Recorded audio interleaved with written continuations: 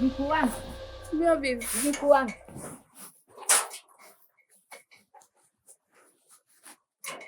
Pokea chungu hiki kwa faida yako. Hiyo ni kinga yako. Kwa wakati wowote mtu hawezi kukusumbua. Lakini bibi, mimi chungu hicho hakinihusu. Ndio watu wamekuwa kukaa nacho wewe, kwani usiwe nacho wewe tu? Hicho ni cha kwako. Mimi nakukabidhi wewe huo mzigo, ushike kwa faida yako. Kwa kila kitu unachokitaka, utakachotaka kukifanya, kione kwanza chungu hiki baada ya kuniona mimi.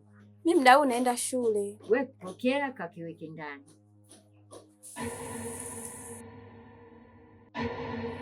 Bibi, hiyo ni mali yako. Uone kama utakuwa unakikosea hicho chungu. Hamna. Huo mzigo mimi nakukabidhi wewe.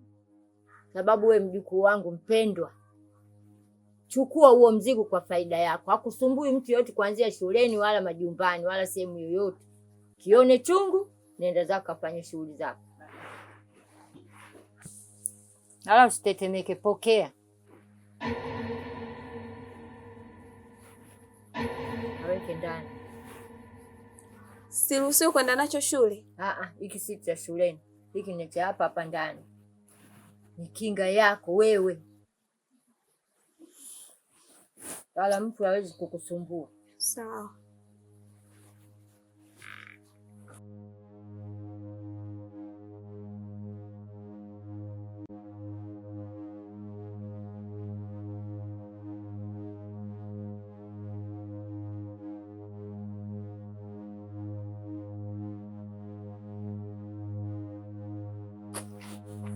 Sawa bibi, mimi naenda shule. Haya, sasa hivi unaweza kwenda.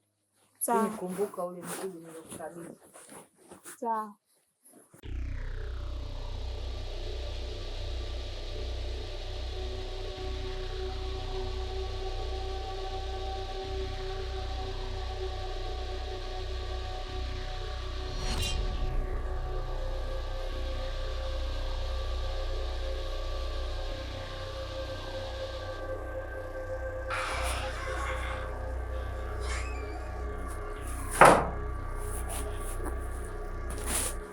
Hey, why you coming late?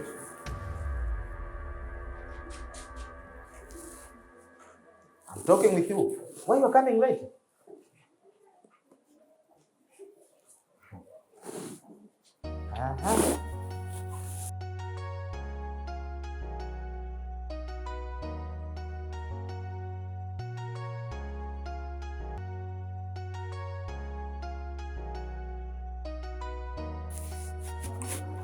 Okay. What is a cell?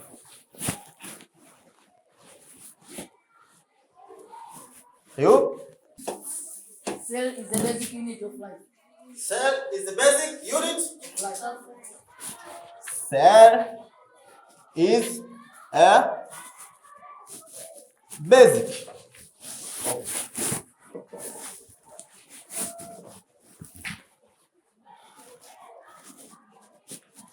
Basic unit of what? Life. Of life. Okay?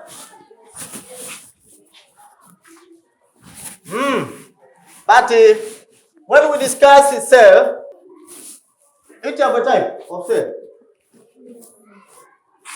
Type of cell.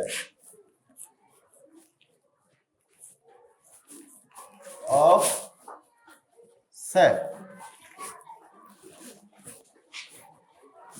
There are type of cell. Type of cell. What? Type of cell. Yes. Type of cell. No, I don't remember. Type of cell. You don't know type of cell. Another one. Another one. Yes, you. Type of cell: eukaryotic cell and prokaryotic cell. Is it clear? Yes. Good.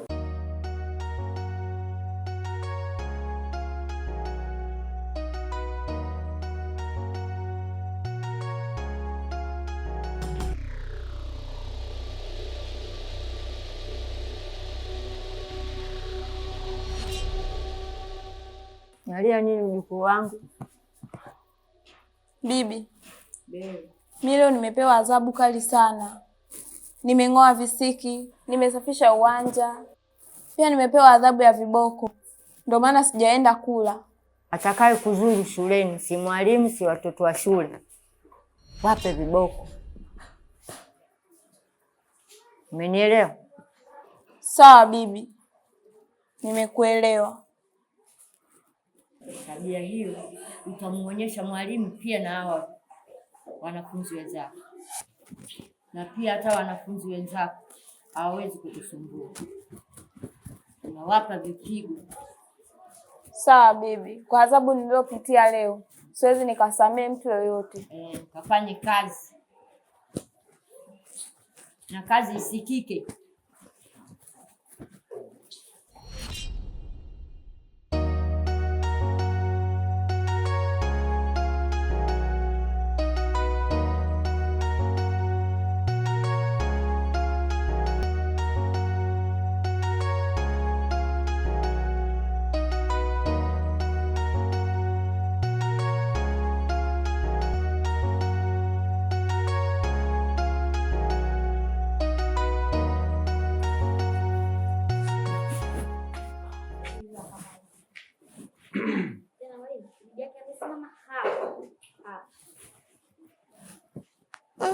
Na huyo bibi yako yuko wapi?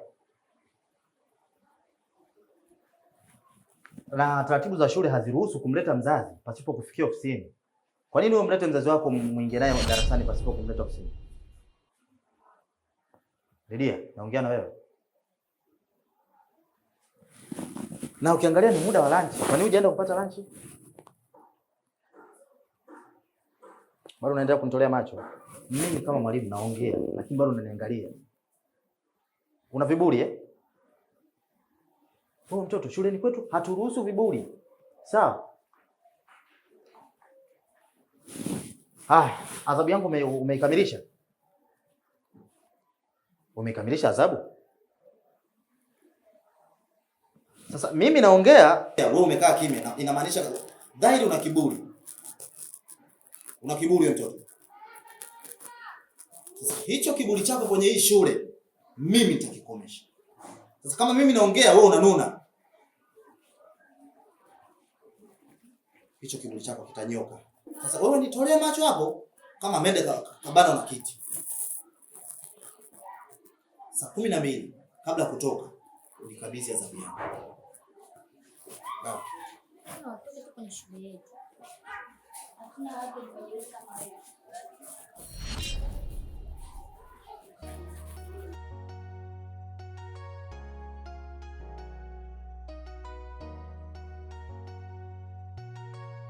Good afternoon, my fellow students. Good afternoon. My name is Joseph Jari Paulo. Today we have a debate between science and arts. Arts is a proposer and science is a opposer. Before we proceed, welcome Madam Zara.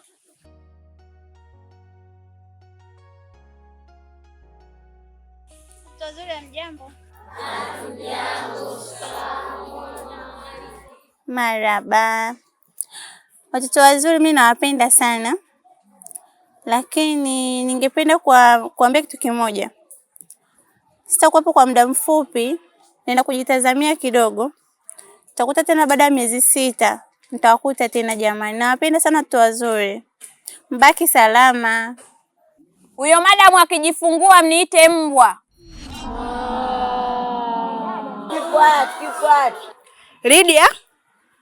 Kwa nini unamwambia hivyo mwalimu wako? Hiyo ni tabia mbaya na haifai. Okay. Proposal. The motion of day. Education is better than money. Proposal side. Emmanuel. March forward. Come here. Duala. On the opposite. Sans. Yes. Where's Sans? You're the boy. I choose you. Welcome. There. Hello, my fellow students. Hello. My name is Emmanuel Steven Ngengena. I'm here to agree my motion says that education is better than money. Education is better than money because education It helps to manage money. Thank you.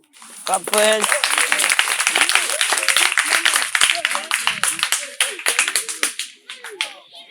Opposite side. Eddie boy.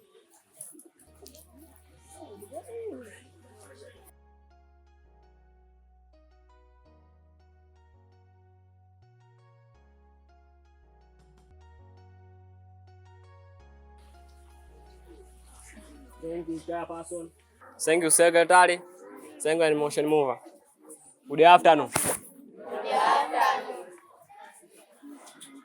I'm here to oppose the motion. Education is better than money. The motion says that education is better than money. I disagree to say that money is better than education, because without money, you cannot get items for using, for studying. And second, without money, you cannot get money for building, instruction, for studying. Third, without money, you cannot manage and use to pay teachers. Thank you. Clap for hands.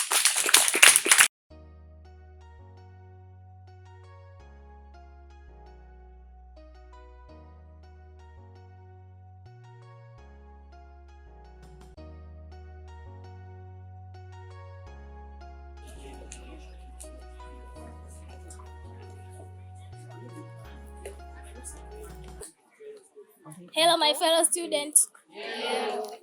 My name is Emma. I'm here to propose the motion. My motion says that education is better than money. Yes, education is better than money, because if you have education, it helps to professional people like a doctor, teacher, barrister, GCM, and more. Thank you.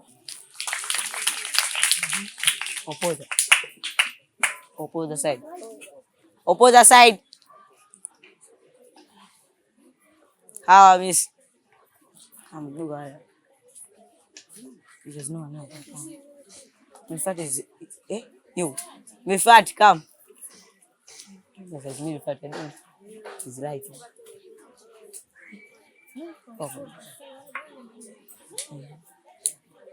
Hello, my fellow students. Thank you, Chairperson.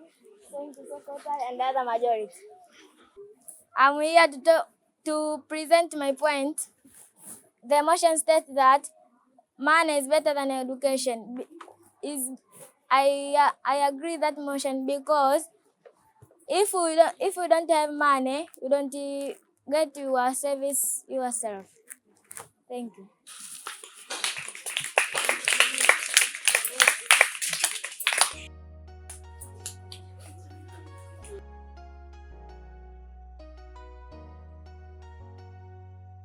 Madam, kulikoni?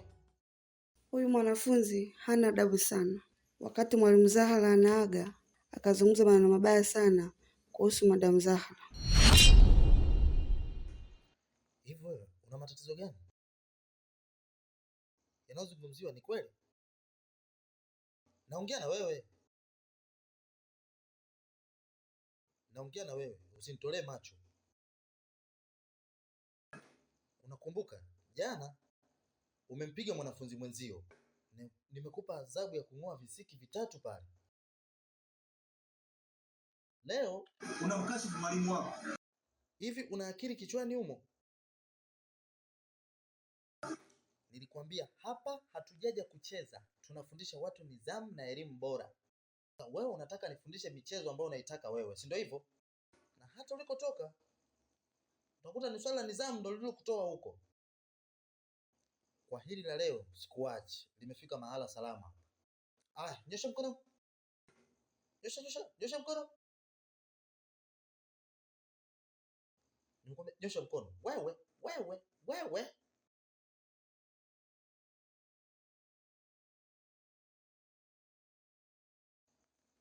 No.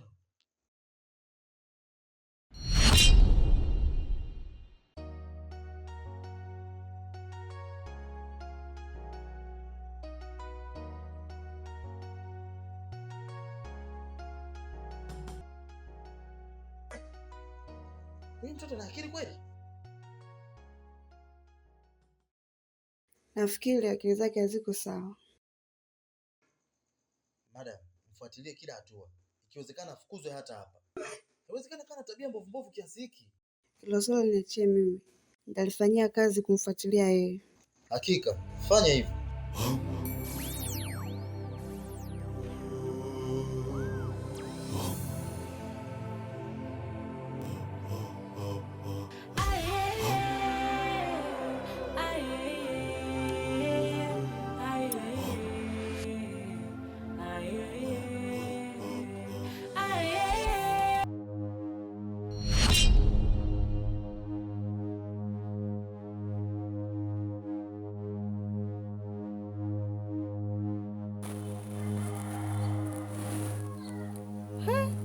Ushafika huku mara moja hiyo?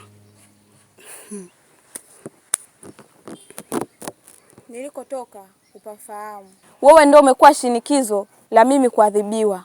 Nataka nikwambie, maumivu nilopitia na wewe utayapitia. Kwa hiyo unataka kumaanisha na mimi nitakuwa kama mwanafunzi niliyefanya kosa. Kwa hiyo natakiwa niadhibiwe nipate maumivu uliyopata wewe? Katika shule yetu hatutaji mwanafunzi mtukutu. Inakoendea hii shule itakushinda. Shule kunishinda haiwezi kanishinda. Labda ufahamu mimi ni nani.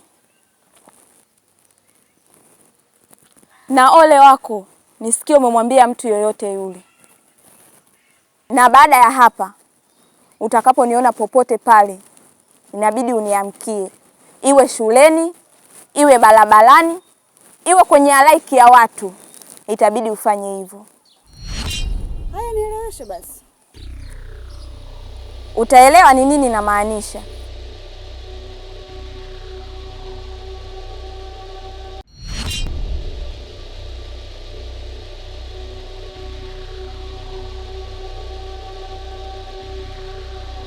Shoga yangu, mimi nadhani mambo yako mengi sasa hivi hayaendi. Ni kwa sababu hujasikiliza ushauri wangu. Mimi mwenzio nimeamua kujikita kwenye uchawi ili mambo yangu yote yaende sawa. Hata shuleni natumia mbinu ile ile. Ni kweli unachokizungumza, na kwa upande wako inaweza ikawa ni sahihi. Lakini pia unaweza usiwe sahihi kwa sababu iko kitu ambacho unakifanya ni hatari. Kwa mfano kutumia uchawi shuleni. Unaweza ukawa unagombanisha wanafunzi au kufanya matukio huko shuleni ambayo sio sahihi. Kila kazi na tamaduni zake na kila kitu kina sheria zake. Hata uchawi una miko yake. Ukifuata sheria za uchawi hauwezi kukosea hata siku moja. Ni sawa unaolisema. Lakini shogangu, hiyo ni hatari. Maana ukizingatia umri wako bado sio. Umri wangu mimi na kazi yangu havihusiani kabisa. Nakwambia siri hii. Ole wako nisikie umemwambia mtu yoyote wa huko nje. Nitakufanya kitu kibaya. Sitojali wewe ni shoga yangu au la. Hautokuja kukaa ukaamini.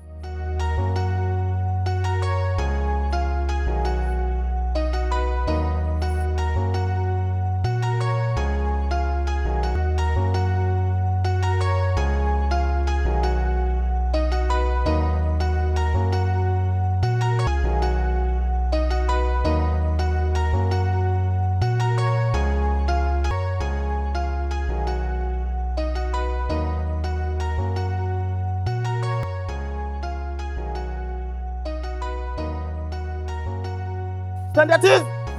Attention. Standards. Attention. About turn. Like maembe. About turn. Okay. Sir! Lydia is beating me. Lydia? Yes. Where is? Come here.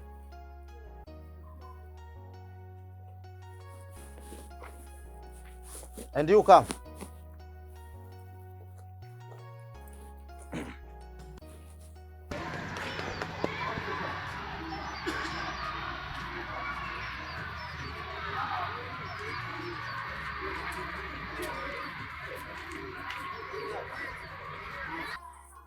Wewe, kwa nini unampiga mwenzio? Mwalimu, yeye mkorofi. Una uhakika ni mkorofi? Ndio. Natambua wewe ni mwanafunzi mgeni hapa. Hatufundishi ngumi. Hapa tunafundisha nidhamu. Si unanielewa? Ndio. Unanielewa? Sawa. Sasa adhabu nitakayokupa. Umeona visiki vile kule? Vile visiki vile vitatu vile nataka vikang'olewe. Sawa? Ving'olewe vile visiki vitatu. Saa 4 uje uripoti. Lakini mwalimu, yeye ndo mkorofi. Wewe, nimekwambia. Hatuna mwanafunzi mkorofi hapa sisi. Sawa? Go to the class.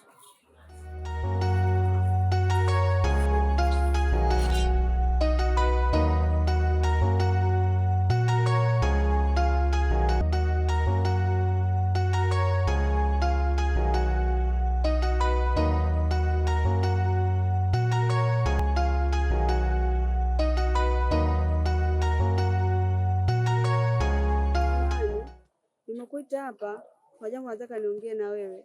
Nimeona nitumie muda huu ambao hao wanafunzi wako pale msalini ili niweze kuzungumza na wewe.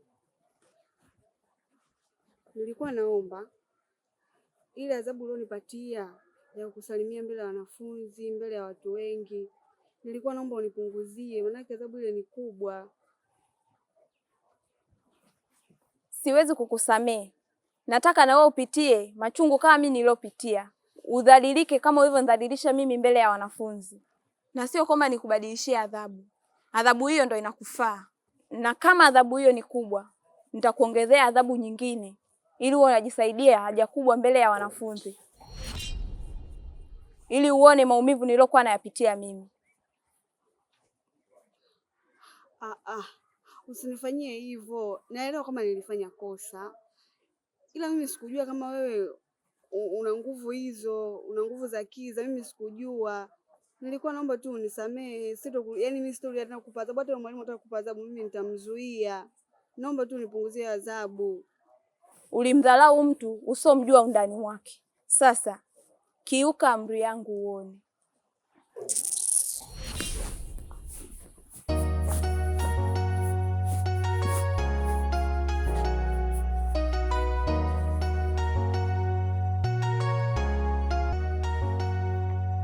Sasa leo nasamehe namba.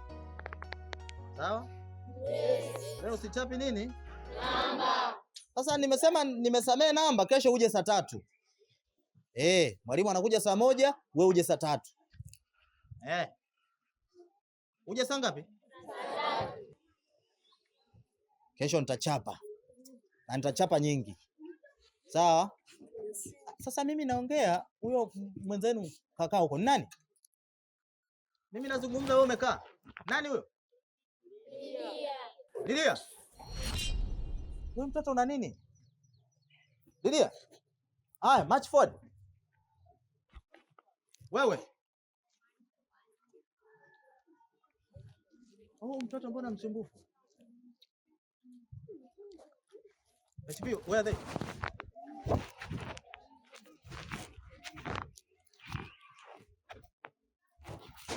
Mimi naongea, wewe unakaa.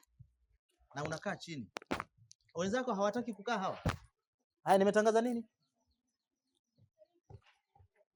Nothing. Sasa kwa sababu umenichokoza nikuchape na kuchapa. Nyosha mkono. Wewe ndo kunikalia hivi? Unanikalia mimi hivi? Wewe ni bosi? Wewe ni bosi? Nyosha mkono huko. Nyosha mkono.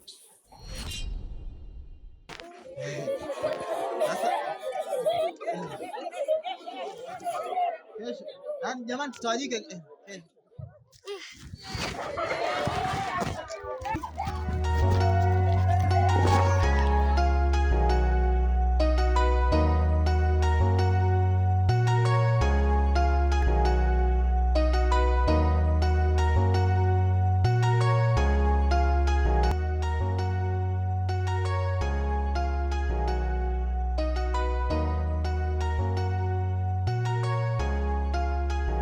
Shikamoo. Marahaba mjukuu wangu, jambo? Jambo. Bibi, samahani kwa kusumbua. Samahani, najua nimekusimamisha njiani, ulikuwa una safari zako, ila nina mazungumzo na wewe kidogo. Bibi, mimi na mdogo wangu ambaye anasoma sekondari Yongwe. Hii wiki mdogo wangu ananilalamikia sana kwamba anapigwa shuleni na mjukuu wako.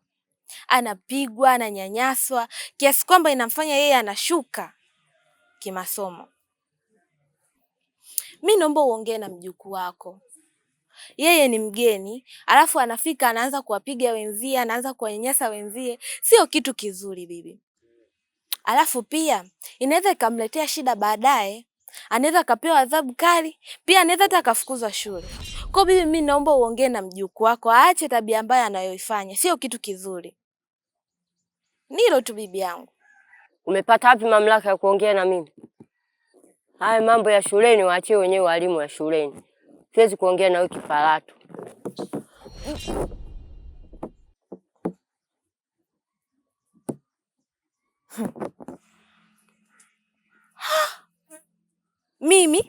Mimi kipalato. Yaani naongea na wewe bibi kistaarabu afu unaniletea jeuri. Sawa, hamna shida. Nitakuonesha. Sasa mimi naenda kudili na mjukuu wako.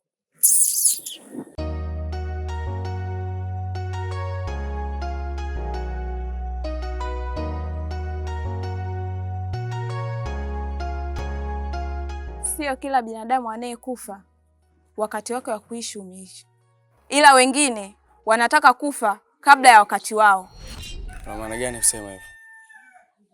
Ukitaka kujua mimi namaanisha nini, na wewe wakati wako utakuwa umeshafika tayari. Hivyo hautakiwi kujua mimi namaanisha nini. Shaanza kupata picha. Wewe ndio mwanafunzi mgeni unamsumbua mwalimu Mbwilo. Oh, kumbe umenijua. Ndo mimi. Sawa. Labda tu nikwambie nitadili na wewe mwanzo mpaka mwisho.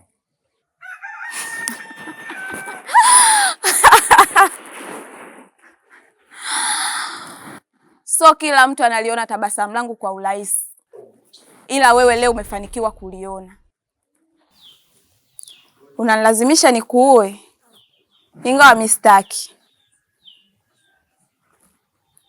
Sasa ukiendelea kufuatilia maisha yangu, nitadili na wewe. Acha niende shule.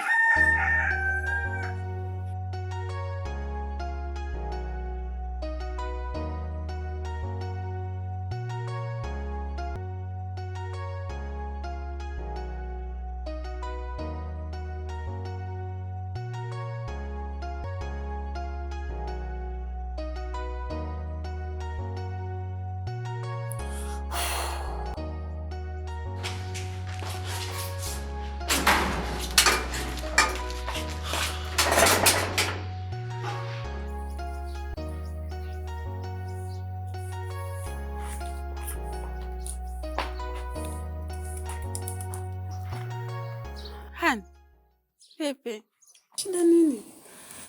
Hamna shida yoyote hiyo. Sasa jamani, muda wa kwenda kazini hapo umetoka umekaa hapa. Hamna, kuna vitu nilikuwa najaribu kuvifikiria. Naona nilikuwa vijakaa sawa. Baby, kwanza ulivyorudi jana shule haukuwa sawa. Yaani mpaka mechi yako haujaicheza vizuri. Hiyo hali imetokana na nini? Natambua hilo lakini haina shida. Kuna mambo hayajakaa vizuri. Yakikaa vizuri kila kitu kitakuwa sawa hivyo. Wewe usijali. Mimi sijakuzoea hivyo. Yaani hauko sawa kabisa mume wangu. Babe. Niambie basi shida nini? Mimi nakosa amani eti. Okay. Kuna jambo linanitatiza sana. Kuna mwanafunzi alikuja pale shuleni.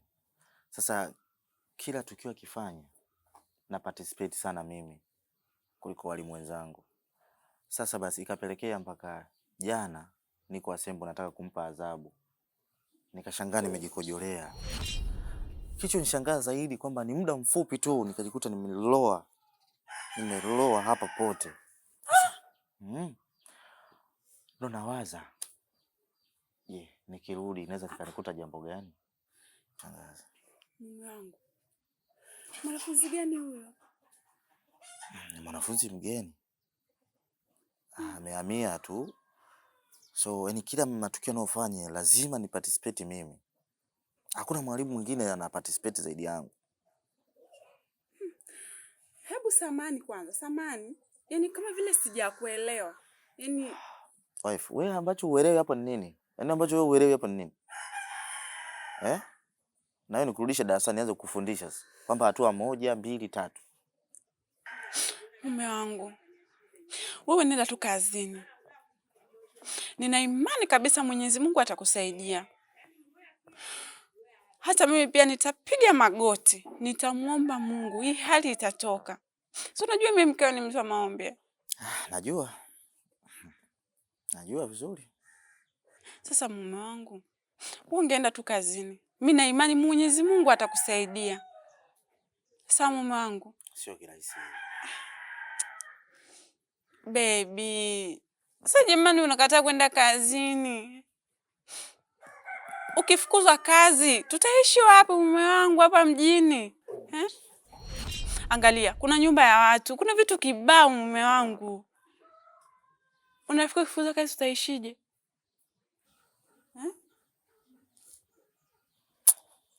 Nakuelewa. Nitaenda. Na imani hayo yote yataisha. Sawa? Sawa. Sawa. Jitahidi basi uende kazini. Haina shida. Basi sawa. Mimi ngoja niwahi kazini baby, sawa? Haina shida. Nakupenda. Sawa. Sawa. Uende basi baby, sawa? Naweza kupigia simu. Sawa. Sawa.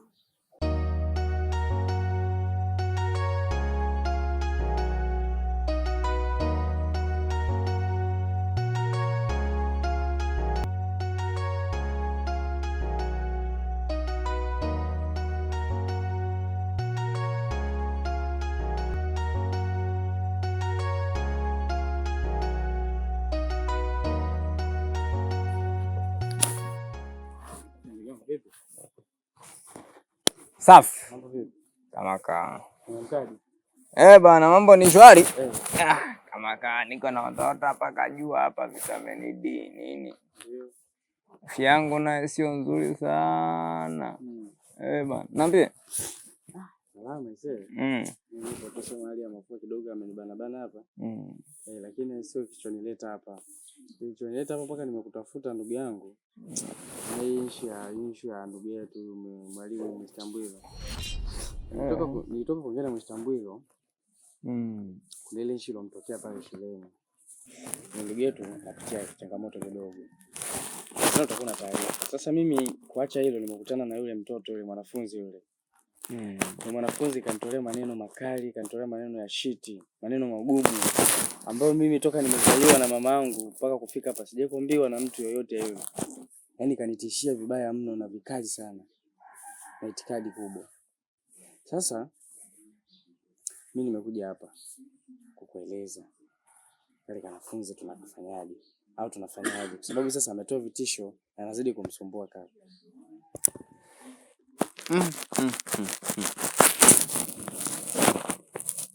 Najua mimi nikijiuliza sana. Huyu mwanafunzi anatutakia nini kwenye familia yetu? Yaani amsumbue mwalimu. Sasa sijui pale alienda kwa kisasi gani. Yaani tena mpaka anakujia tena na wewe mwenyewe tena anakujia tena na wewe anataka nini? Sasa sikia. Hebu chagua kitu kimoja hapa. Kampige, tandike makofi 2 matatu au tuende upande wa pili. Hapo kaka kwenye kumpiga ninaona iko sahihi. Kwa sababu gani? Yule ni mwanafunzi. Alafu tukimpiga kumbuka serikali ya kijiji au serikali ya mtaa itatuchukulia sheria. Sawa, tusichukue sheria mkononi. Sisi twende katika ufalme wa giza ambao ngome inalipa kisasi pale pale. Twende upande wa pili. Tunamyayusha. Yule ndugu yetu haitakiwi ahame shule. Tutakula wapi? Tunajua posho hata kama unapata hii ngapi. Unafikiria wewe akihama shule tu pale unapata wapi? Sasikia. Kuna mganga moja, sisi tuende upande wa pili. Kutoka Simbawanga, anatoka kwenye milima ya Kipalanga kule. Baba anaweza kuyayusha hivi vitu ambavyo vinajifanya vyenyewe vina nguvu. Ni mtaalamu kweli. Sasa ndugu yetu tusipomshughulikia sasa hivi, sisi tutakula wapi? Si unajua tena tunapataga shingapi hapa na tupatupa nini? Na sisi hatutakiwi kuhame shule yule jamaa. Ndugu yetu Mr. Mbwilo asihame shule kwa sababu ya huyu kinyaragosi mmoja tu hapa hivi. Kati tunaenda tu pale tunafanya kama kuminya bata ni tu hivi anapotea. Sikia. Sio jambo la kuchelewesha kwa sababu umesema umekutana nayo. Inabidi tuondoke moja kwa moja. Au unasemaje? Haina shida. Si tuondoke sasa hivi hapa ngoma tuende tuna nini? Haina shida. Na ndio ukisubiri unakuta mwana sio wako. Twenzetu bana. Ukamkosa kaka. Sinjeni. Twende kwa hivi, maana hivi yuni ndio yuko ananili yuko kwa hapo hivi. Yawma idhin yasdurun nas asatara amarum famma yamar misqara zaratin khaylan yar wa amma yamar misqara zaratin sharran yar.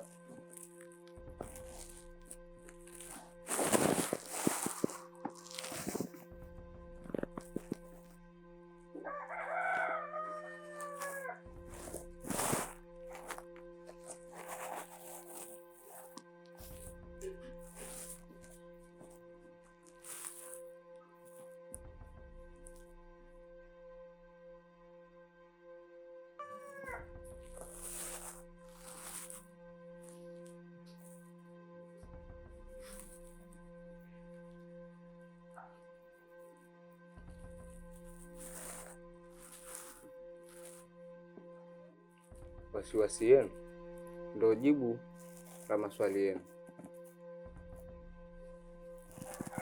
Huyo mnemtafuta ni kweli kapotezwa, na anayafanya yote hayo ni mwanafunzi wake.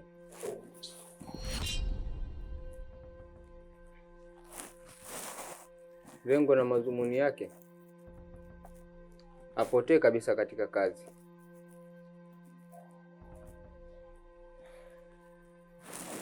Sasa kwa hiyo, ili muweze kumrudisha, inahitajika dua. Tena dua kubwa tu. Kwa hiyo kwa sasa hivi hatuwezi kumpata huyo mwalimu.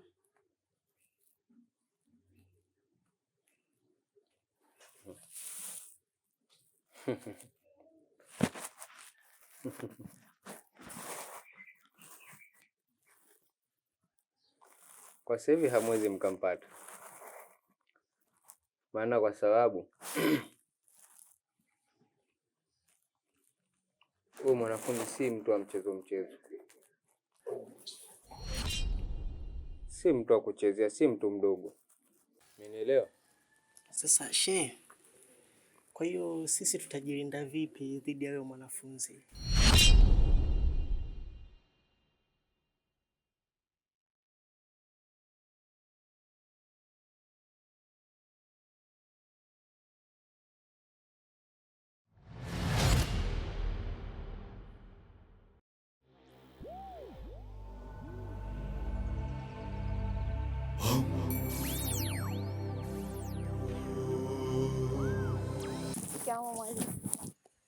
Marahaba.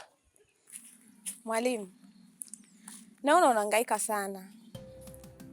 Unahangaika kwa mambo yasiyokuhusu. Unaweza ukahangaikia jambo likawa na faida kwako, lakini pia unaweza ukahangaikia jambo lisiwe na faida kwako. Mwalimu, we ni mtu wa kazi sana. We ni baba wa familia. unategemewa na familia yako. Hivi itakuwaje kama familia yako ikikupoteza kwa mambo yasiokuwa yana msingi kabisa? Mwalimu, fanya mambo yanayokuhusu na yenye faida kwako.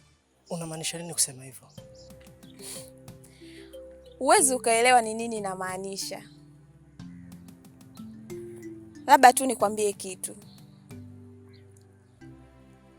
Fanya mambo yanayokuhusu. Acha kufuatilia mambo ya watu. Yatakuja kuletea shida.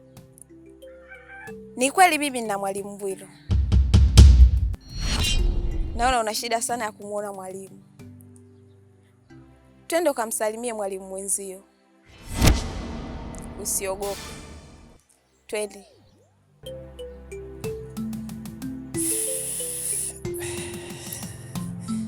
Usiogope, tuondoke. Bila lakini. Naweza tukaondoka.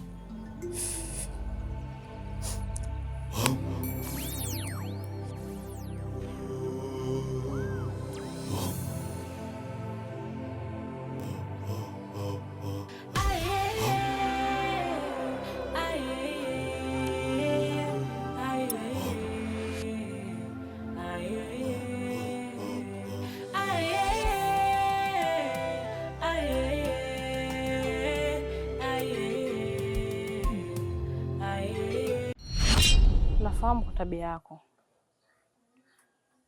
na ninafahamu fika kwamba wewe ni mchawi na mama kumrithisha mpaka mjukuu wako.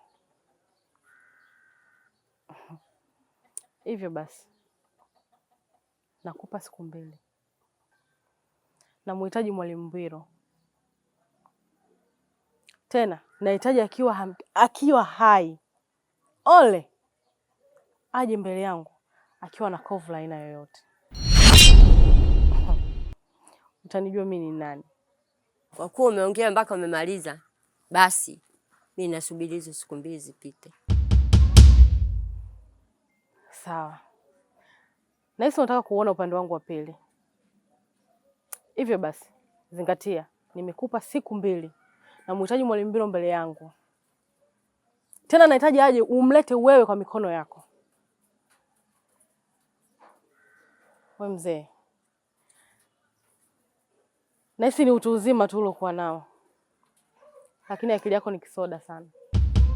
Sasa basi, nitakuonyesha upande wangu wa pili. Maana umri wangu ni mdogo, lakini mambo yangu ni makubwa. Siku 2? Hehe. Sawa.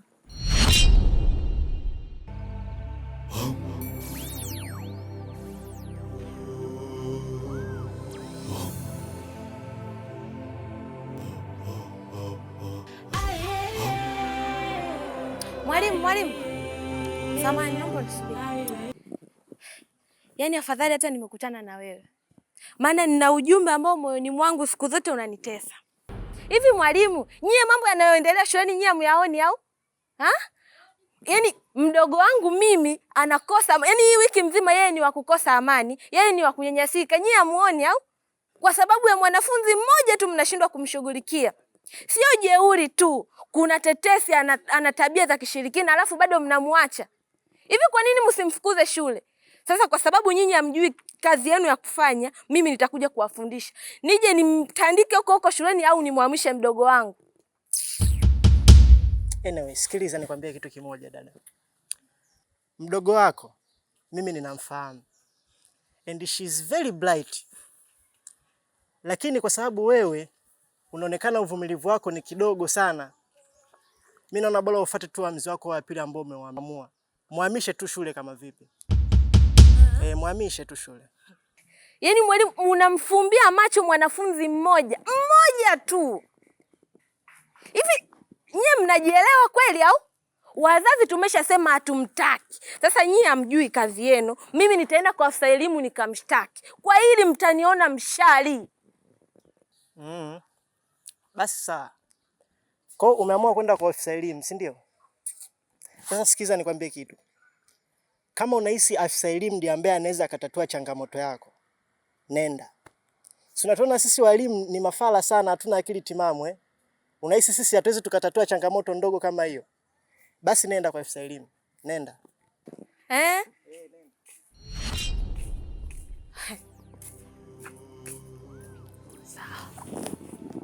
Nitawafundisha nini cha kufanya. Nyinyi simuelewi, mimi nitawafundisha.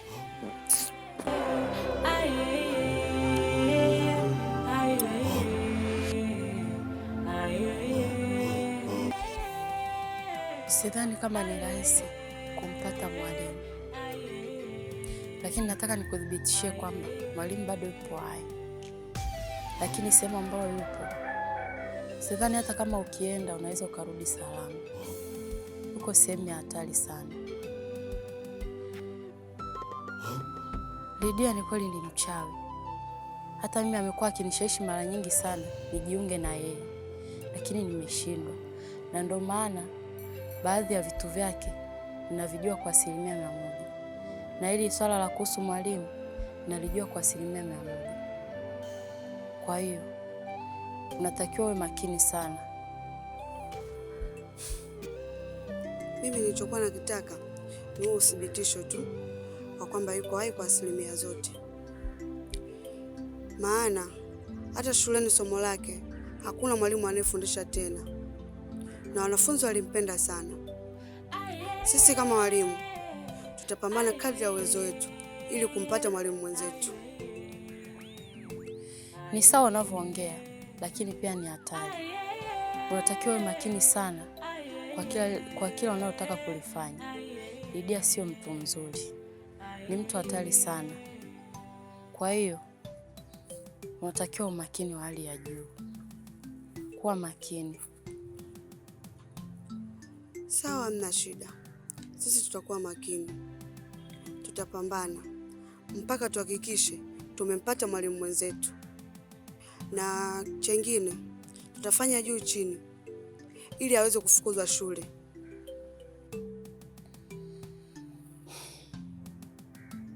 Sidhani kama itakuwa rahisi kama unavyoongea. Maana sio kwamba ukorofi ameanzia hapo kwenu. Ameanzia kwenye hiyo shule alikotoka. Kuwa mchawi sio kwamba alitaka mwenyewe. Alilazimishwa kuwa mchawi na bibi yake. Kwa hiyo na bibi yake ni mchawi mkubwa sana. Yaani kumfuatilia Lydia inahitaji umakini wa hali ya juu. Unaweza ukajikuta unaingia kwenye matatizo hata wewe. Ndio maana nakwambia unatakiwa uwe makini. Kwa kumfukuza hapo shuleni, sidhani kama itakuwa ni rahisi. Itakuwa rahisi tu. Wala usijali kuhusu hilo. Sawa.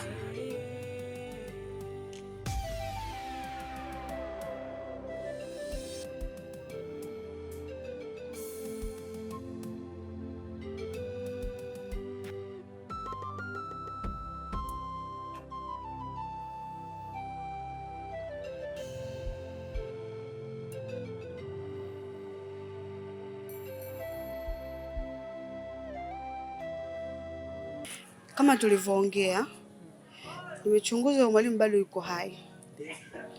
Lakini sasa mimi siwezi kuendelea tena kufanya hivyo. Manake ukale ule mwanafunzi mimi naujua. Hapa tu adhabu yake bado inanitesa sana.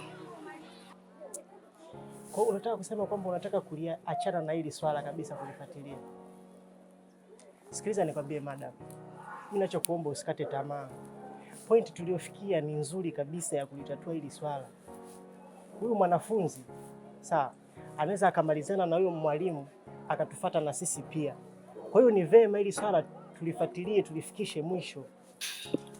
Sio kwamba nisitaki kushirikiana na wewe, nataka sana. Lakini ukale ule mwanafunzi, binafsi yangu mimi naogopa sana. Yaani kusema kweli, kwa hilo mimi naona naishia hapa. Sasa sikiliza. Sasa wewe kama utakaa pembeni, mimi ile swala sitoliacha lipite. Nitalifuatilia. Huyu ni mtoto mdogo sana, hawezi akatuzidi maarifa. She's just a student. Sisi tuna maarifa zaidi yake yeye. Kwa hiyo mimi ile swala sitoliacha kabisa. Nitalifuatilia mpaka mwisho. Wewe unataka kulimaliza limalize. Ila uwe makini tu. Yule binti sio binti wa kawaida. Basi haina shida, mimi nitalifuatilia hili swala. Haya.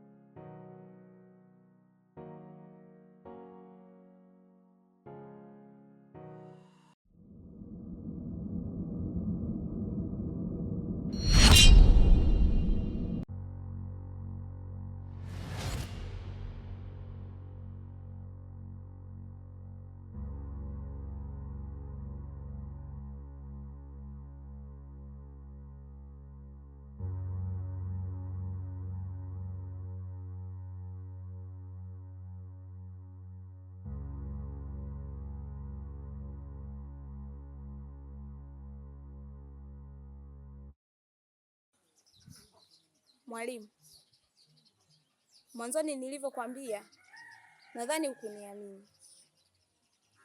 Ndio maana bado unaendelea kunifekenyua ili ujue undani mwangu zaidi.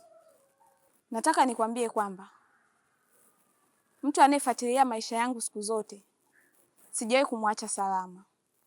Sikiliza nikwambie mtoto. Mimi nahisi wewe hunifahamu vizuri pia. Sasa nataka nikwambie kitu kimoja. Kama ni nyumbani, hata na mimi pia nimeaga. Naomba nikiri kwamba mwanzoni ni kweli nilikuwa ninakuogopa fulani hivi. Na hii yote ni kwa sababu nilikuwa sijakujua vizuri. Kumbe wewe ni mjinga mmoja tu. Sasa nataka nikuhakikishie.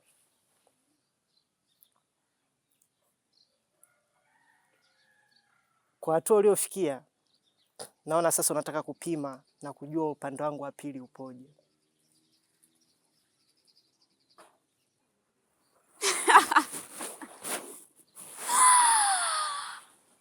Mwalimu, umeaga. Wote wanaowakuta mabaya wote wameaga. Hata mimi kwetu nimeaga. Afu ngoja nikwambie mwalimu. Siku zote mwalimu akimfundisha mwanafunzi anakuwa bora kuzidi yule mwalimu wake. Wewe unajitia mwalimu. Ngoja nikwambie. Wewe unampambania mwalimu mwenzio. Sawa.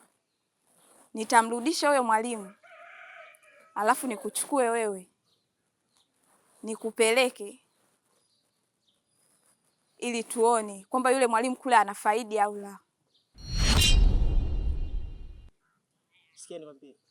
Utofauti uliopo kati ya mwalimu na mwanafunzi, si ndio? Sasa mimi nitakuonyesha kwamba mimi nipoje. Make naona tukiongea sana unahisi kwamba ninakutania. Sasa nikwambie kitu. Wewe unajitia mjuaji sana. Fanya chochote unachotaka kukifanya. Alafu tuone. Utofauti wangu mimi na wewe nishauona tangu mwanzo. Na ndio maana nakwambia. Alafu isitoshe, mimi pale shuleni sipo kwa ajili ya elimu. Na wala sina future yoyote na hiyo elimu. Ila nipo pale shuleni kwa ajili ya mambo yangu tu. Kuwasumbua watu, kuwahangaisha ndo furaha yangu.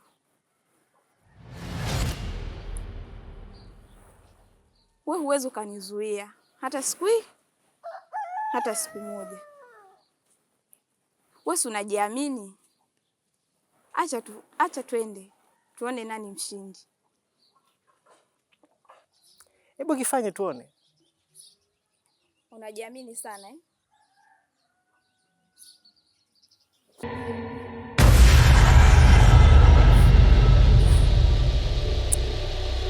Sasa ndo nini sasa? I rebuke in the name of Jesus. Ni kweli mi ukweli nilikuwa naujua, lakini niliogopa sana dada kukwambia. Nilikuwa ni majira ya saa 4, Lidia alitoka, alimpata mwalimu, alimshika bega. Badala hapo sikumwona tena mwalimu. Nilikuwa naogopa kutoa siri hii, maana anaweza kanikuta makubwa, ila kwa kuwa yeye ni mke wake inabudi tu nikwambie. Halima,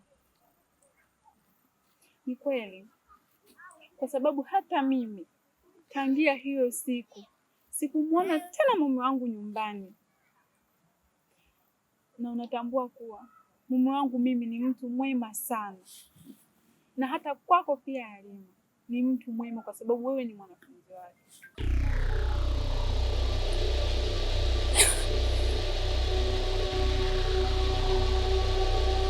Wewe unajiamini?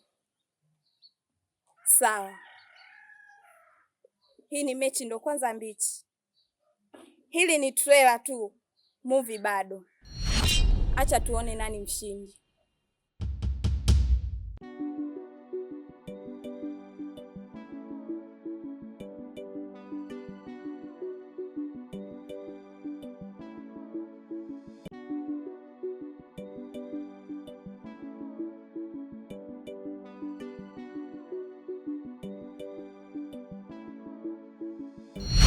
Na ndio maana tu ukaja kuniambia haya. Na mimi nina imani kuwa yote yataisha. Sawa?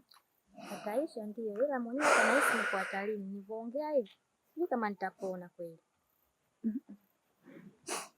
Hapana Halima, usiogope, sawa?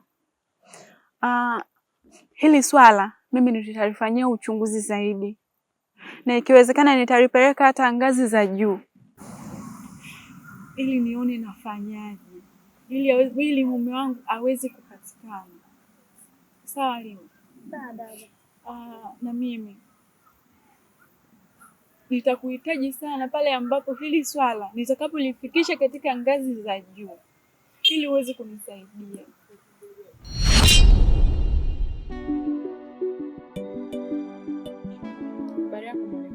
Salama tu dada, za kwako? Nzuri. Samani. Bila samani. Naamini kwamba upo kwenye mchakato wa kumtafuta Mwalimu Mbiro. Basi mimi nilikuwa nahitaji kuungana na wewe kwenye hili zoezi, maana inanipa shida sana kuona kwamba wanafunzi washindwa kwenda shule kwa sababu eti Mwalimu Mbiro hayupo. Wanashuka kiwango cha elimu kwa sababu ya Mwalimu Mbiro. Kweli kabisa. Binafsi mimi kama mzazi ama mlezi inaniuma. Hivi nilikuwa nahitaji kuungana na wewe. Letu liwe moja kwa ajili ya kaa chini na huyu mwanafunzi tujue nini tunafanya. Sawa dada, mimi nimekusikia. Point uliozungumza ni ya msingi sana. Japokuwa hatufahamiani, ila hilo neno leo uliongea limeniingia akilini vizuri. Kiukweli hiyo changamoto shuleni sasa hivi imekuwa ni gumzo kubwa sana. Kubwa sana. Na walimu wenzangu walio wengi wameshaanza kuingiwa uoga kabisa. Yaani wanaanza kuogopa kabisa, ina maana hata kazi zao sasa hivi hawafanyi vizuri. Umeona? Lakini kwa upande wangu mimi hili swala nimeamua kulivalia njuga mwenyewe. Hili swala nimeamua kulishughulikia ipasavyo. Yaani sasa nimeona ni bora hata mambo yangu mengine niyaache ili hili swala nilikamilishe na nilimalize. Kwa sababu huu mchezo huu tukiendelea kuacha, huyu mtoto ataendelea kutufanya sisi kama ni vinyago sasa. Umeona? Kwa kitu kidogo tu ambacho yeye sio mtu wa kwamba kusema kwamba eti anaweza akatuongoza wote. Yule ni mwanafunzi mgeni kama hujui. Yaani ni mgeni kabisa. Ila sasa amefika shuleni pale wiki chache tu, tayari naona kashaanza kuota mapembe, saizi anaanza kusumbua mpaka walimu. Kwa hiyo mimi ninaungana na wewe. Kwa kuwa na hili swala umeliona na upo tayari kujitolea, kwangu mimi wewe ni mtu wa pekee sana. Yaani sana. Kwa hiyo mimi nitaungana na wewe ili hili swala tulikamilishe. Hebu niambie, kwa sababu umenifuata moja kwa moja, una mpango gani hasa? Maana mimi nilikuwa naandaa mikakati yangu, ila wacha nikusikilize kwanza wewe tujue una nini kipya. Najua una mipango yako uliokuwa umeipanga. Kweli. Ila mimi nina ya kwangu pia. Na mpango wangu mmoja, nahitaji kutoka hapa, mguu wangu mguu wako, mpaka nyumbani kwao. Baada ya kufika, utajua pale pale nini kinaendelea. Maana hawezi mtoto mdogo kama yule kucheza na akili za watu wazima. Sasa tukaenda. Ila wazo ni zuri sana. Wacha twende. Kwa sababu nilikuwa naelekea hivi. Lakini naona acha tu kwanza niahirishe huko. Twende tu kwanza huko moja kwa moja. Ili swala make lishaota mizizi. Wacha tulimalize.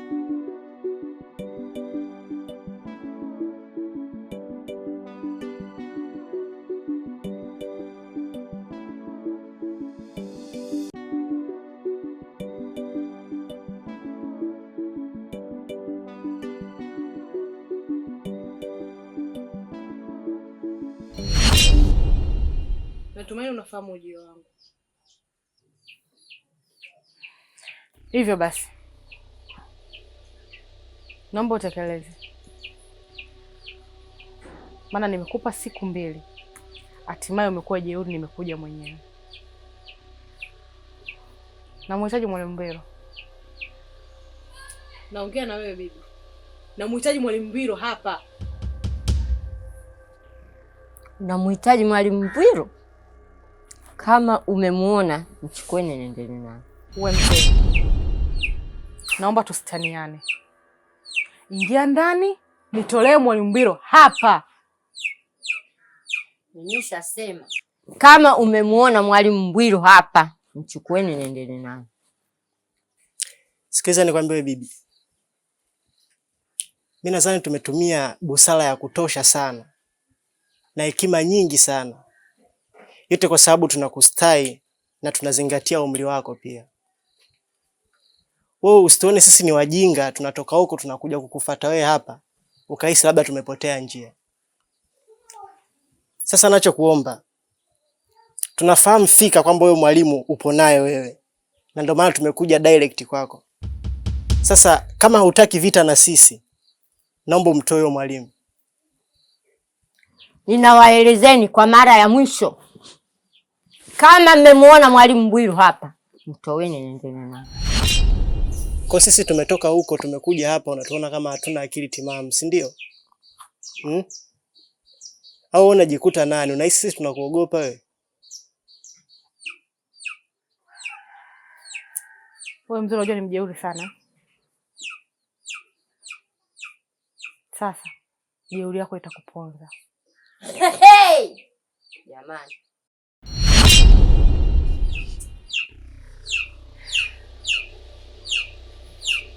Usiogope kijana. Hivi ni vitu vya kawaida sana. Huyu bibi anajifanya ni mjanja. Ila ataingia kwenye 18. Tondoke.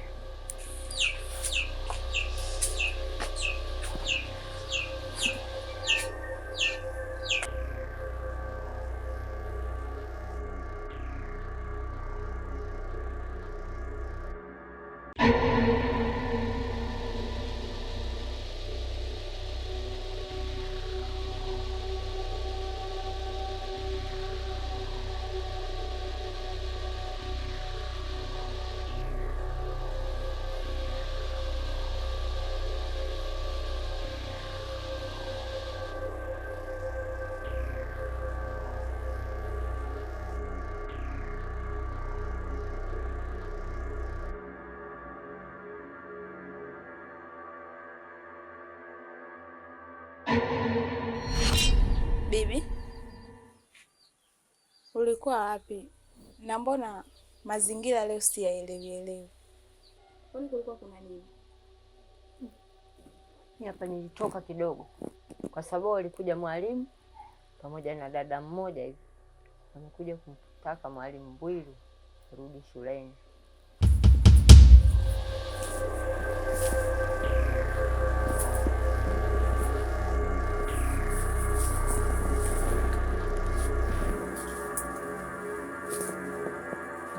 Wewe usimguse. Sogea. Yaani hapo ukimshika tu anapotea na hatutompata tena.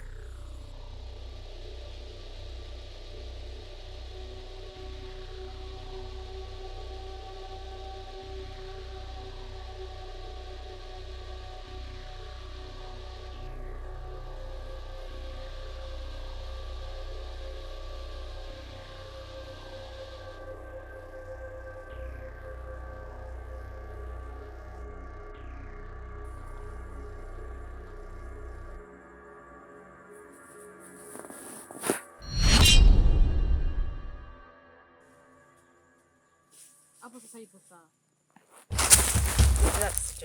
Relax, utakuwa sawa. Relax. Teacher Ima. Hivi mwalimu ananitafuta nini mimi? Mara ya kwanza nimekutana naye alinishinda kwa sababu hiyo siku sikuwepo vizuri. Sasa anakoelekea naona bado anaendelea kunichokonoa ili ajue undani wangu zaidi. Sasa Lydia wa sasa hivi sio yule aliyokutana naye mwanzo. Nitamuonyesha. Hamna shida. Kwa sababu tumeshaupata mchanga wa makaburini. Tutamfanya mwalimu Mbwilu asionekane tena. Na hapa wao hawatakuja tena. Sasa bibi, hapo ndio umeongea jambo. Naona wanataka ujue undani wetu zaidi. Tuondoke.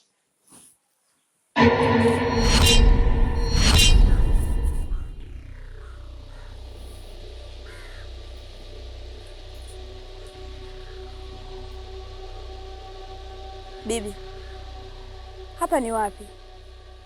Mbona sipo tulipotarajia kwenda? Mwanangu, hapa leo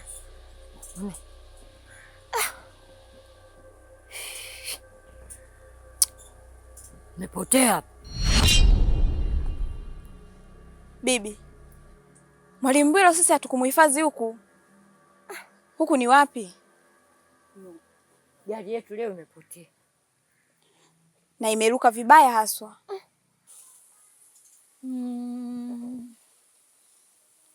Nimepata mtihani hapa leo. Unatoka nianze hiyo kazi yangu ya uchawi. Kwa kweli sijawahi kukosea. Itakuwa kuna jambo linaendelea. Ndio mimi Mbwilu. Relax msamaha. Niko wapi hapa? Madam, tumuondoshe. Sisi. Mwalimu Mbwilu.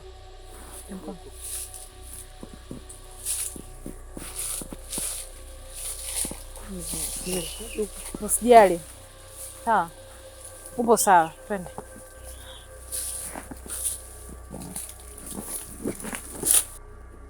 Ni kweli. Maana hii sio kawaida. Kama mtu umemweka sehemu nyingine afu tunajikuta tuko sehemu nyingine tofauti. Eneo hili sio salama. Inabidi tuondoke.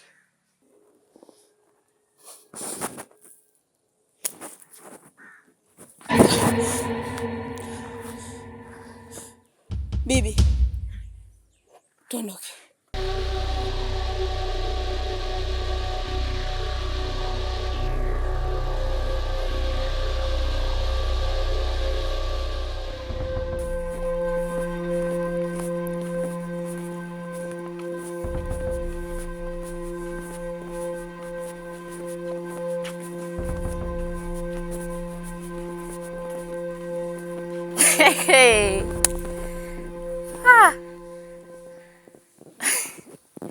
Bibi, shikamoo.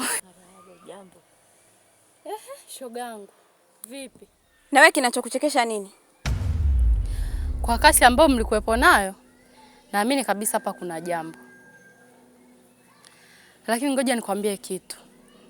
Mimi huko ninakotoka huko nimekutana na Mwalimu Mbwilo. Mwalimu Mbwilo mzima kabisa, yani uko vizuri kabisa, hana hata jeraha. Kwa hiyo yani najaribu kufikiria kama na mimi ningefuata ule ushauri wako, aibu ningekuwa naona mie sasa hivi. Ningekuwa nanyoshua vidole ninakopita kama kinachoenda kuwakuta nyinyi sasa hivi. Mwalimu Mbwilo mzima kabisa? Hana hata jeraha, shogangu, nimekwambia. Shogangu. Ndio maana mimi nilikataa mapema. Kwa sababu najua hivi vitu havina faida. Mwisho wake ndo kama hivi, hasara tupu na aibu. Sasa ngoja nikwambieni kitu kimoja. Mtaani kote hapa mnatafutwa nyie. Yaani wanakijiji wanawatafuta kwa hali na mali, wawapate wawachome moto. Sasa kuweni makini na hivyo mnavyovifanya. Aibu kwenu. Asante kwa taarifa zako. Ila jambo la kukuonya. Huko unakoenda, ole wako umwambie mtu kwamba umekutana na sisi hapa. Nitakufanya kitu mbaya. Haunitishi. Mtakamatwa, mtakufa vibaya.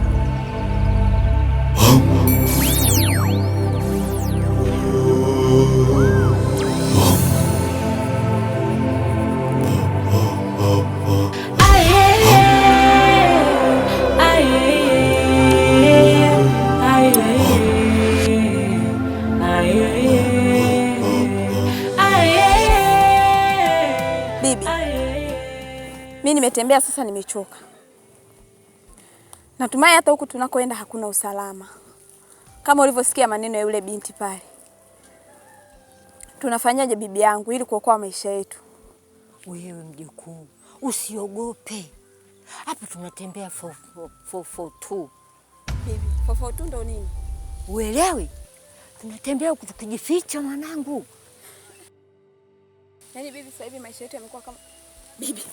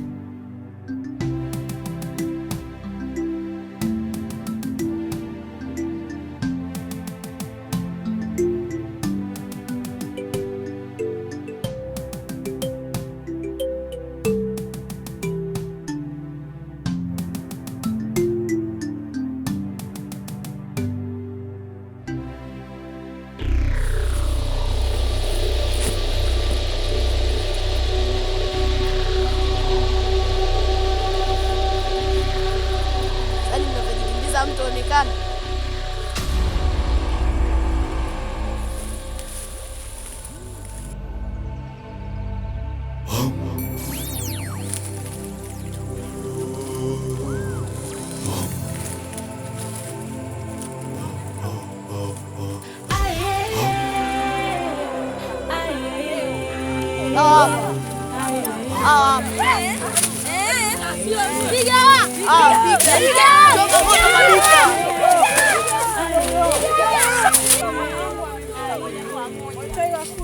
Tulieni kwa tuongee nao kwanza, tulieni. Hamna kuongea mwanangu, wao wa kuchoma moto.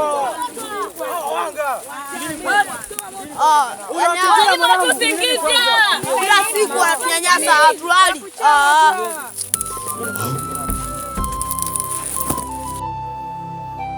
Twende, wewe. Nitakuwa wewe bibi wewe. Yaani hiki ndo kwanza amemtia mwanangu kilema, ameshindwa kusoma. Huyu ni kumpiga. Leta msogeze huku. Sogeza huku. Kuchoma moto. Choma moto. Yaani hawa wanajifanya majeuri. Mimi niliwafuata nikawaonya vizuri sana. Wakaniona mimi mpuuzi. Na nilitoa ahadi ya kwenda shuleni kwao ili niende nikamkanye, ila sikupata nafasi. Sasa leo lazima nimuonyeshe. Tuwachome. Yaani hawa mume wangu alipotea nyumbani katika mazingira ya kutatanisha. Unasikia Yaani hawa na bibi yake ni wabaya sana. Mume wangu mimi nimeteseka mimi. Naona sasa. Umeona? Wewe binti mdogo sana, mtoto mzuri, ungekata nyumbani ukaolewa. Kama shule imekushinda, si ukae nyumbani kuliko kuwa mchawi. Kumpavu hata una aibu. Kuchoma. Kuchoma moto.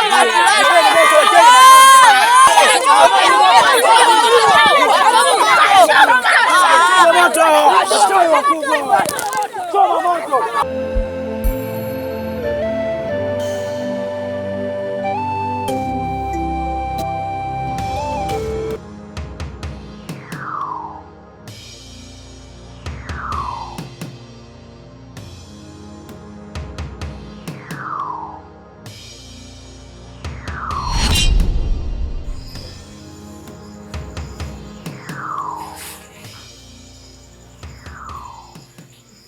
Malkia wangu, niko hapa kwa ajili ya kukuomba jambo moja. Utanisamehe kama nitakuwa nakosea. Darasa hili la kifo limekuwa ni mtihani mkubwa sana kwangu. Nimekuwa nikipitia changamoto nyingi na kubwa. Hivyo nilikuwa naomba kama kuna uwezekano, Malkia wangu, uniondolee vizi zote zilizopo katika mwili wangu ili niweze kuwa huru na salama. Lydia, haiwezekani. Haiwezekani kabisa kuacha kazi ulishakusha kuianza. Lazima umalize kazi. Sio kazi rahisi kwa kwenye nafasi uliokuwa nayo, na sio kazi rahisi kuwa kama mimi Malkia. Naomba uelewe hilo. Na kwenye ile shule uliokuwa sasa hivi ndio shule yako ya mwisho. Kwa hiyo naomba upambane. Kisha kumaliza hiyo kazi unakuwa mtu mkubwa. Ni sawa, lakini mbona sisi tunapitia changamoto nyingi kubwa na nzito pia, lakini hatujawahi kupata msaada wowote kutoka kwenu. Hali ya kuwa wewe Malkia wetu upo, kwa nini unashindwa kutusaidia? Ndiyo, nipo. Siwasaidii kwa sababu sipaswi kuwasaidia kila muda. Nikiwasaidia kila muda mtashindwa kujitegemea wenyewe. Lazima mjipambanie, lazima muwe imara. Nikiwapambania leo, nikiwa sipo nani atawapambania? Kwa sababu kwenye huu Malkia niliopo leo, nikistaafu mimi unaingia wewe. Lazima ujue kujipambania mwenyewe. Ili uwe Malkia lazima ukwepe mishale mingi. Lazima ukutane na mengi, upambane na mengi, uweze kufaulu. Ndipo utakuwa Malkia mzuri. Sawa. Sawa, Malkia wangu.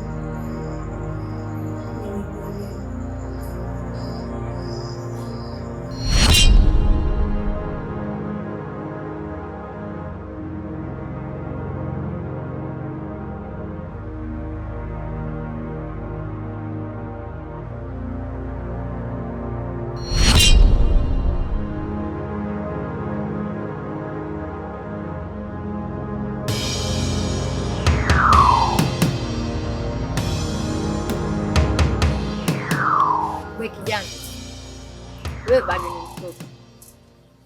Ukiendelea kunifuatilia mimi, jamii inakutegemea. Nakufuatilia? Ndio nimekufuatilie. Wewe ni mchawi, ila kwa uchawi wako huu, amu hii tutakuchoma moto. Unichome moto mimi? Kwani inawezekani? Una nguvu gani mpaka uje kunichoma moto mimi? Sikiliza. Ukiendelea kunifuatia nitakuonyesha. Sawa.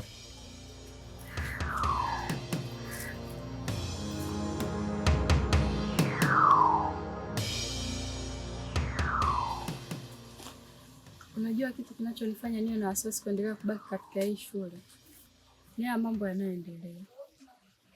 Maana kila ikifika muhula mpya wa kupanda darasa kutoka kidato cha 3 kwenda kidato cha 4, lazima kuna mtu apoteze maisha. Sasa yani hiyo inanifanya niwe na wasiwasi sana. Hapana, mimi siamini katika hilo, kwa sababu mimi ni mwenyeji katika ile shule na kila kitu kinachoendelea katika ile shule mimi nakifahamu. Cha kukuomba na cha kukusihi, nilikuwa naomba ufuate kilichokuleta katika ile shule. Mambo mengine wewe achana nayo kabisa. Ni sawa, lakini ya mambo yanayoendelea hapa yananipa wasiwasi, kwa sababu hata hiyo shule tulikotoka tulikimbia mambo kama hayo. Changamoto zilikuwa ni kama hizi, kabidi tuhamie hapa. Tunafika hapa tena naona mambo ni yale yale. Kwa hiyo yani inanifanya niwe na wasiwasi sana. Hata mimi kwenye hiyo shule nilitoka sababu ya hiyo changamoto. Niliona siwezi kuendelea kwa sababu mambo yalikuwa ni mengi. Hata mimi ikanibidi nihame na kuhamia kwenye hii shule nyingine. Lakini sifuatilii mambo yaliyopo pale. Mimi nafuata kilichonileta. Ni sawa, lakini inatisha sana. Kwa sababu ukiangalia hata sisi tuko kidato cha 4. Sasa yani sijui kati yangu mimi na wewe nani atakayepoteza maisha, ndio maana nakuwa na wasiwasi sana. Wewe usiogope. Jiamini. Na pia kuwa jasiri. Usiendelee kufikiria hayo mambo. Maana ukiendelea kuyafikiria na kuyaweka akilini, yanaweza kukufanya ukawa na imani potofu na usimwamini Mungu tena. Hemu achana nayo. Yache yapite. Sawa. Asante sana kwa kunitia moyo. Na nafurahi sana kukutana na rafiki kama wewe. Usijali. Tuondoke ili baadaye tukutane pale tunapokutana kwa ajili ya homework ya mwalimu. Sawa.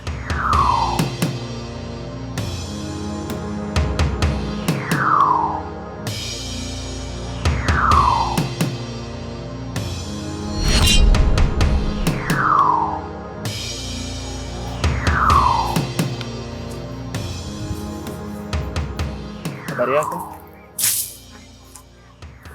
Mwalimu.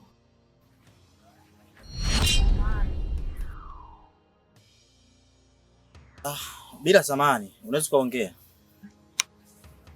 Nilikuwa nakuomba usihame katika ile shule. Nafanya maamuzi magumu sana. Ile shule nakutegemea sana. Wanafunzi wanakutegemea sana. Bila wewe hawezi kufanya vizuri kabisa.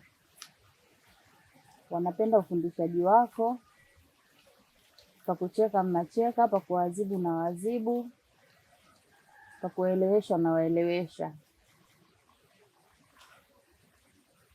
Lakini wewe umejuaje maamuzi yangu? Na umejuaje kwamba mimi nataka kuhama kwenye ile shule? Usijali mwalimu, mimi ni mtu mkubwa sana. Na mimi ni mzazi katika ile shule. Kwa hiyo najua. Sawa, lakini sasa cha mwisho mimi ningeomba tutambuane. Usijali mwalimu. Utanijua tu. Ipo siku nitakuja kwako tutatambuana.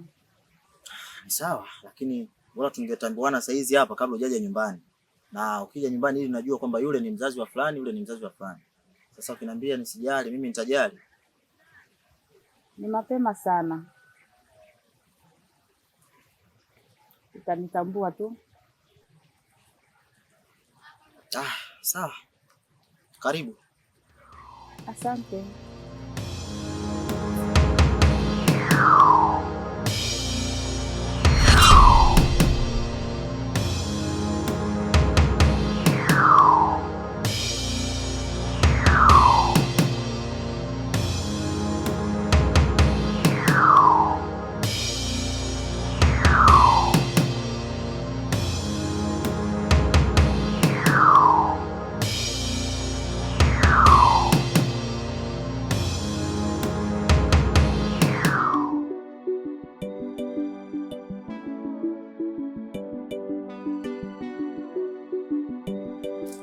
Kwa hiyo umeamua kupuuza ushauri wangu? Nilikushauri vizuri sana, tena nilikushauri jambo la msingi na lenye maana, ila umedharau. Sasa hamna shida kama umeamua kudharau. Hapana, sio kwamba nimedharau au sijafuata ushauri wako, lakini wewe ujue ni changamoto gani ambazo unazipitia kule shuleni kwetu. Kuna changamoto nyingi sana, lakini sio kwamba mimi maneno yako sijayasikiliza.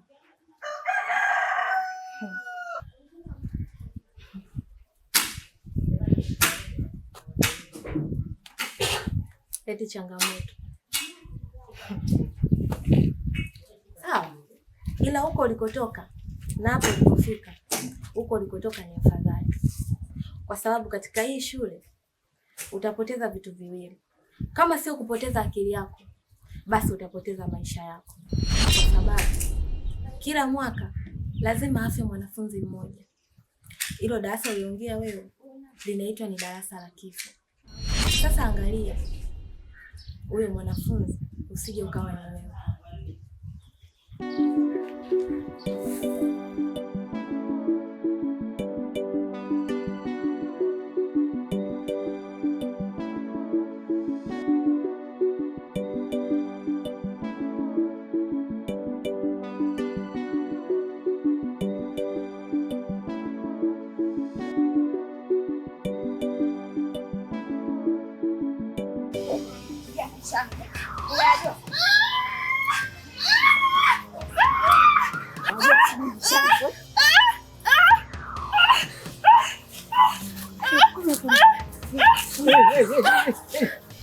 Hivi nyie mna shida gani mnapigana barabarani hapa?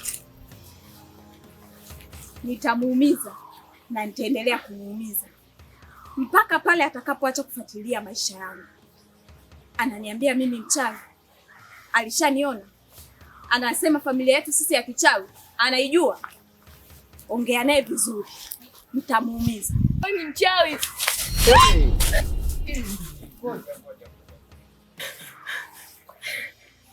Hizi jaziba za nini? Hasira za nini? Punguza pressure, punguza jaziba. Na sio vizuri kupigana hapa njiani. Kwanza kukabana, mnazalishana huko. Kwanza wewe isitoshe wewe mwanafunzi.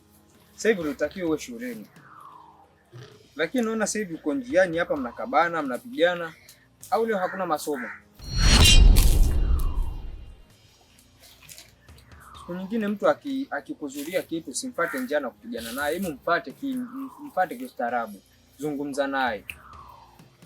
Na ikiwa hajakuelewa ndio tumie ubavu huo unaotumia, ndio tumie nguvu. Sio kwanza kukabana njiani hapa mnazalishana. Na wewe binti,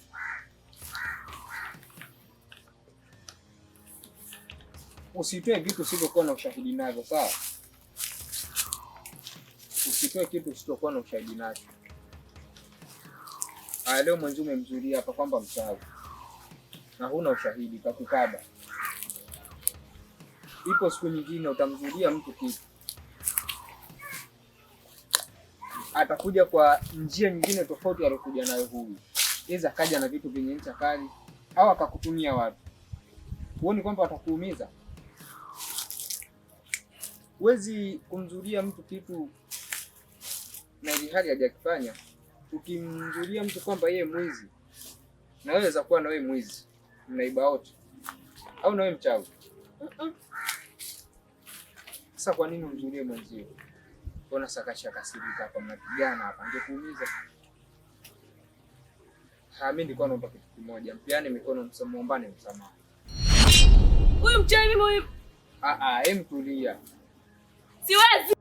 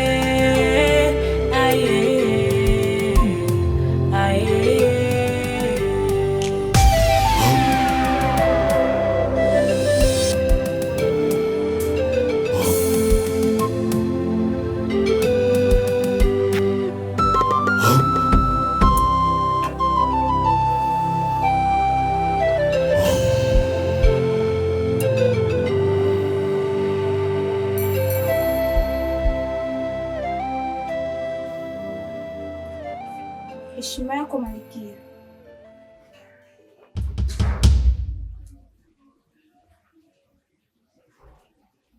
Mbona wakati huu upo hapa nyumbani?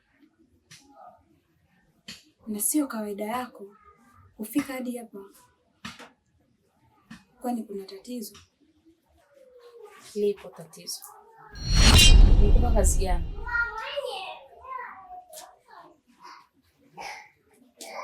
Nilikuambia uwe mwanafunzi, na si mmoja, ni wawili. Mpaka sasa naona kimya, sioni kazi unayofanya. Kwa nini umekuwa mzembe? Sio kama hivyo unavyonifikiria Malkia. Mimi sijashindwa kufanya kazi yako, lakini pale shuleni kuna mwanafunzi anayesumbua sana akili yangu. Sijajua ana nguvu gani au ana uwezo gani ambao unanifanya mimi mpaka sasa hivi sijatimiza kazi ulionipatia. Sifanyi makusudi wala si kwa matakwa yangu. Kazi yangu ni lazima ifanywe. Nimekuweka pale shuleni kwa makusudi. Sijakuweka bure. Nimekuweka kwa ajili ya kusumbua shule pale. Nataka wanafunzi wawili. Ukishindwa kufanya kazi yangu, wewe na bibi yako, mmoja wenu lazima afe.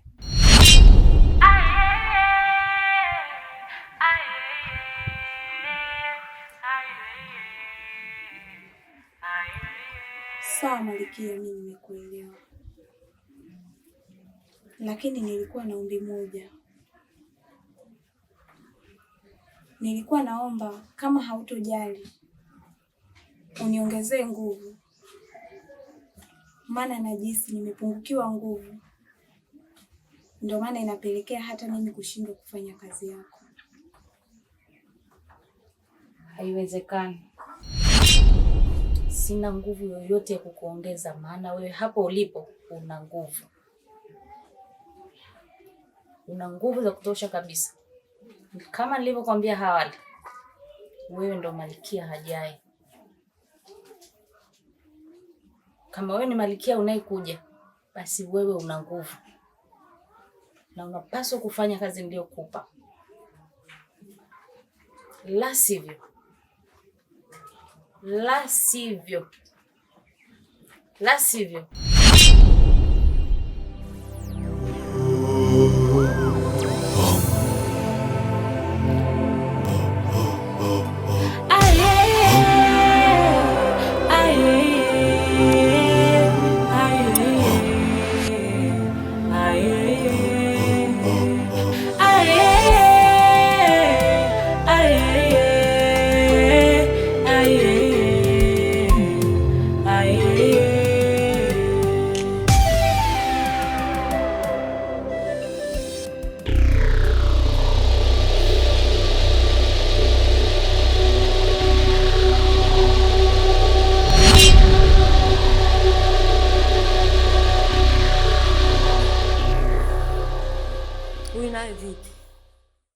Bibi, huyu ndo yule anayeeneza taarifa za uongo na za umbea kwamba sisi ni wachawi. Ha? Kumbe ndo huyu anatuchafua sisi? Ndiyo. Kwa hiyo ndo unamaanisha darasa limeanza? Ndiyo. Hili ndo darasa la kifo. Na Malikia alisema anahitaji watu wawili. Na huyu ndo mtu wa kwanza. Na wa pili atapatikana. Sawa, tutamfanyia kazi.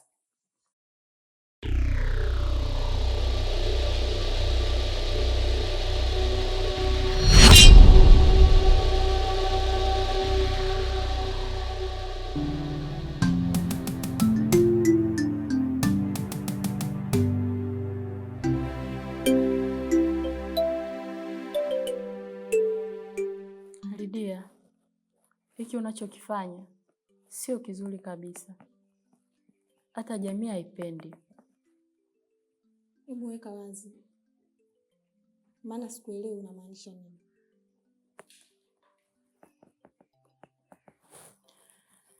Yule binti wa watu alikuwa amekosea nini? Au alikuwa anakosa gani?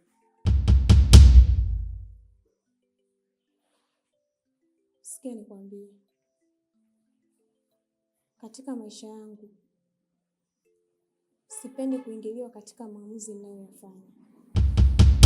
Lakini hiki unachokifanya tambua kuwa sio kitu kizuri, na ndio maana ninakwambia kitagharimu maisha yako. Wewe umejuaje yote haya?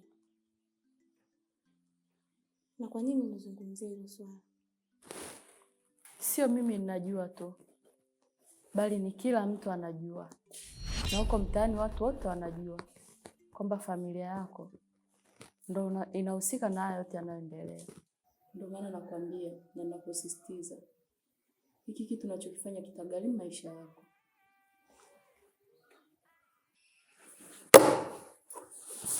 Sikia nikwambie wewe. Fanya kilichokuleta hapa shuleni. Acha kunichunguza na kunifuatilia maisha yangu. La sivyo, na wewe kitakukuta kama kilichomkuta huyo. Kwa hiyo nataka kumaanisha kuwa hili darasa la kifo linalozungumziwa wewe ndio unayehusika? Sina haja ya kukuelezea.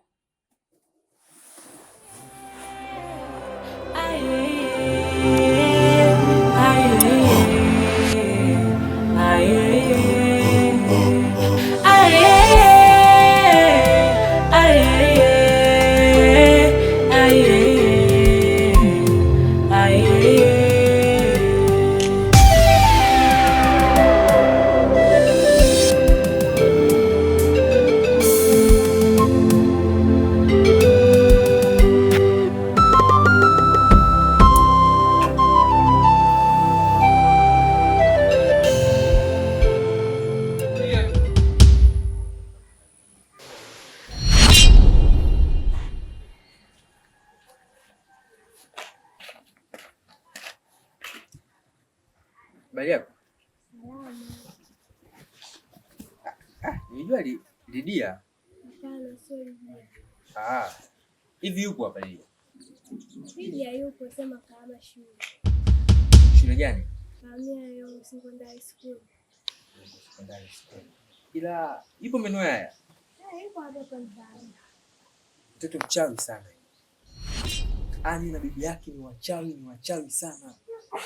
Kila siku mkizidi kuwakataza uchawi, wanazidi kubadilisha vitu na kuongeza vitu. Hatakiwi kabisa kwenye hii nchi. Wachawi kabisa. Mnawasiliana? Tunawasiliana. Maana yake mnakutana sana tu. Sasa nakuomba, nenda kampe maagizo haya. Waambie wananchi tushawachoka. Waache uchawi haraka sana. Vitu kwa mifanya vitu vyake taifa lake sisi tunazisikia. Sasa waambie wajipange. Kama wananchi watashindwa, basi hata mimi mwenyewe ile jukumu nitalichukulia mimi, jukumu la kuwadhibiti wao. Lidia pamoja na bibi yake. tushachoka, sio watu wazuri. Naomba ukamfikishie, mwambie yule kijana atakutafuta pamoja wewe na bibi yako mpaka hakikishe anadidimiza uche wao upotee kabisa. Unanisikia? Na wala usimwogope. Naomba ufikishie na mpe muonekano wangu mimi hivyo nilivyo, asipate shida kunitafuta.